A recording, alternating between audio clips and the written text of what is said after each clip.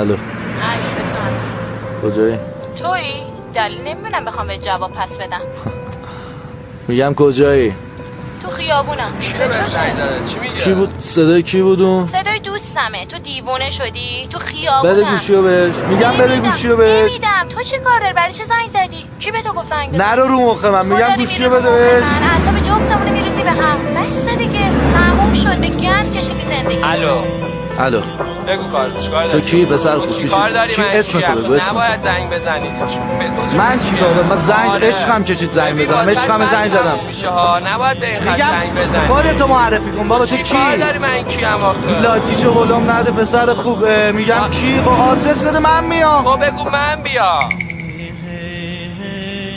ببین پسر خوب فکر نکن ترسیدم ازش بپرس بهت میگه من کیم یه کمی با ادب باش آخه خاک پاتم صداتو بیار پایین پشت گوشی همه لاتم نونی که دستاشو گرفتی الان پیششی داری تعصبشو پیش کی میکشی پسر خوب طرف صحبتم خودتی ببین تو گوش کن بعدش هرچی تو میگی ببینم تو هم مثل من میکنی هر کاری واسه اون از عمرت میکنی تا که بکاری پای اون هرچی بخواد یک دو سه براش اوکی میکنی داداشیاتو چی به خاطرش ول میکنی سر نیاز اون زدی تو هر خلافی یا که نخوای اشتباهاتشو کنی تلافی بلدی زندگی تو به بازی با لبخندش هواشو داشته باشی حتی وقتی قهر کردش ببینم تو اصلا داری وجودشو که کاری کنه با تو بدی تو اونشو اگه نباشی بچسبن یه جا بهش شبشو خیابونو میبندی به خاطرش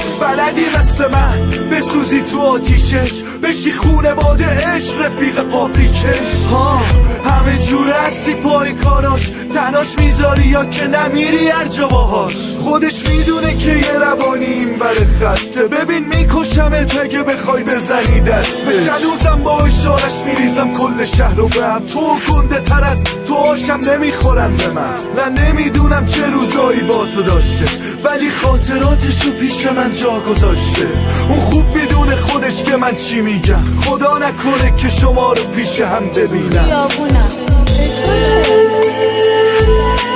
دیوونه شدی؟ چه کاری کنه با تو بدی تو اونشو کی به تو گفت زنگ بزنی؟ اگه نباشی بچسبن یه جا بهش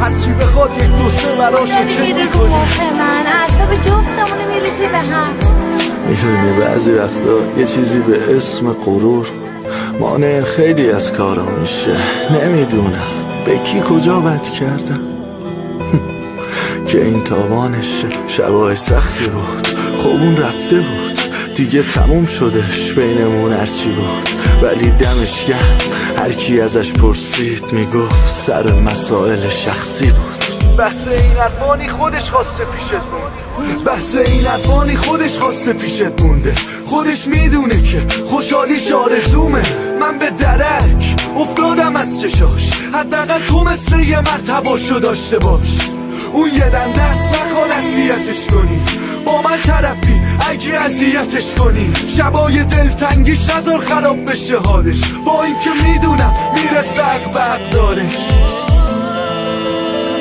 شاید چند سال بعد ببینه و ندونم شده چند سالش